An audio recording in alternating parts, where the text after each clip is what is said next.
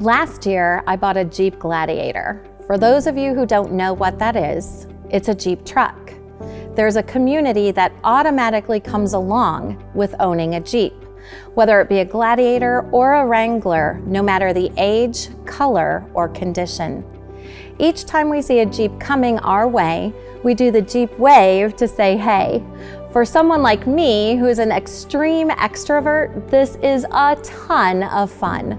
I get to say hi to people all day long. It's a quick notice and a wave of welcome.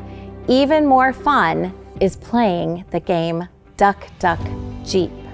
When you park near another Jeep, you leave a rubber duck. Sometimes when you're cruising a parking lot and see a Jeep, you can jump out and place a duck on the driver's side door handle.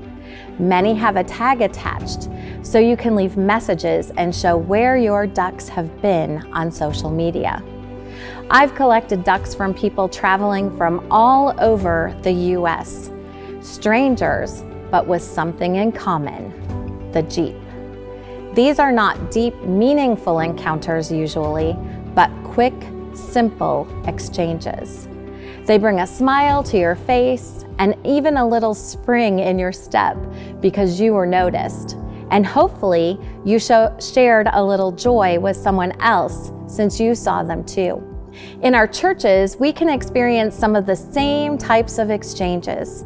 People are kind and polite to one another, but the deep, deep relationships can sometimes be missing.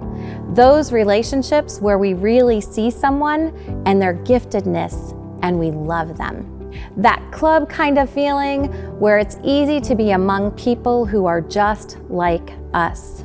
Don't get me wrong, not all relationships are like that in faith communities. It's imperative, though, that we are more intentional about how we encounter people. We, as people of faith, need to step out from our buildings. As we hear in Luke 10, we know we are to love God and love our neighbor as we love ourselves. There are so many beautiful people out there, and if we stay where we are, we will never, ever, ever meet them. Think of the people we could miss if we don't venture out. Expand your relationship circles and meet all of the beautiful people God has created. You will be changed. We have a choice in how we lead. If we lead with love, we see others respond in love as well. Becoming beloved community means that everyone must be loved. Get it? Beloved is to be loved. About 5 years ago, as part of our church mission outreach, I talked to a friend of mine who was part of an organization called Fellowship Matters. Fellowship Matters is an old school bus that's been converted into a commercial kitchen on wheels. We serve those who are food insecure or unsheltered or living on the margins, or people who just want to come hang out with us on a Saturday morning. TJ and I talked and we set a plan that our church would come down a few times in late August and September. Some of the folks from church and I planned projects to do each week we were there. Really good things like making no-sew blankets, handing out personal needs items, giving socks away, and helping children make backpacks for the new school supplies we gave them. All really good stuff.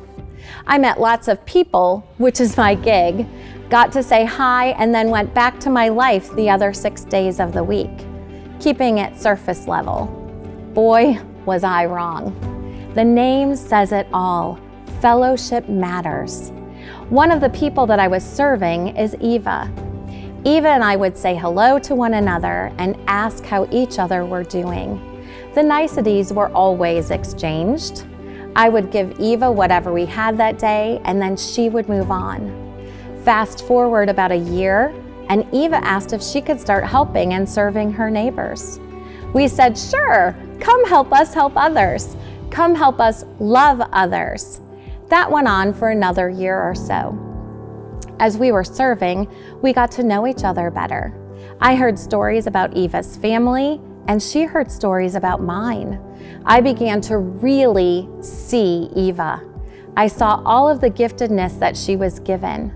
In return, Eva saw me and saw the giftedness that God had placed in me. As Eva and I have continued to grow in relationship, we text and phone and go places together. On one such car trip, Eva and I were talking about a mutual friend and how he was questioning Eva and what her ethnicity is. Our conversation progressed, and Eva made this beautiful and profound statement. What I am doesn't matter.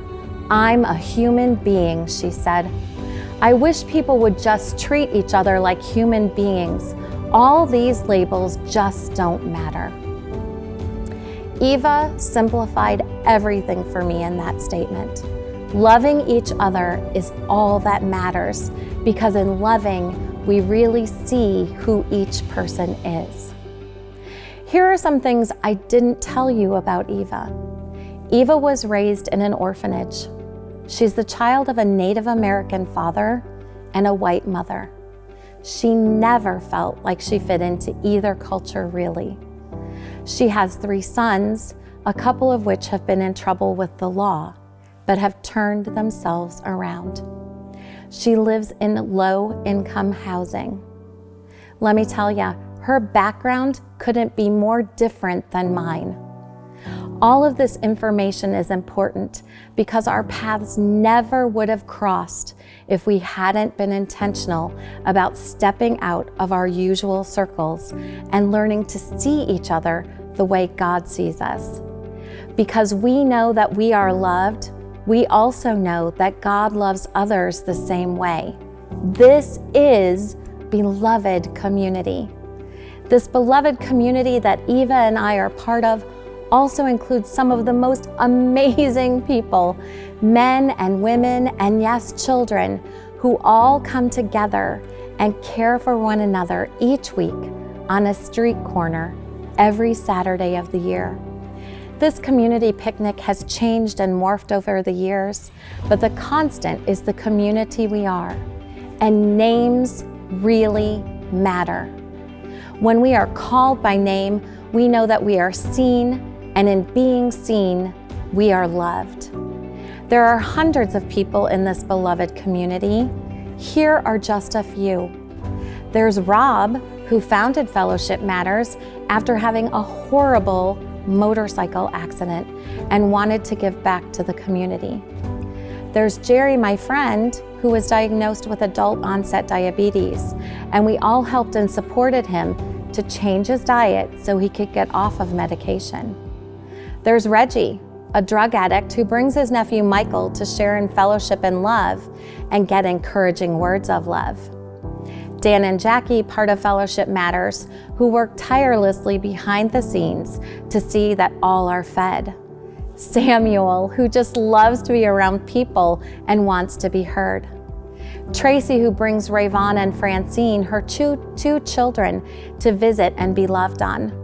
Robin, who comes with a walker each week to spend time with friends and leave with groceries for her mom. Jasmine, who brought her mom, LaShonda, down to help serve her community. One of my favorites is Mr. D, who greets each one of us by name and proceeds like this: Julie, joyful, compassionate, caring, energetic, beautiful lady. He brings such loving expressions to everyone he greets. And then there's Mandy, who plays music and shares her witness with everyone in the parking lot.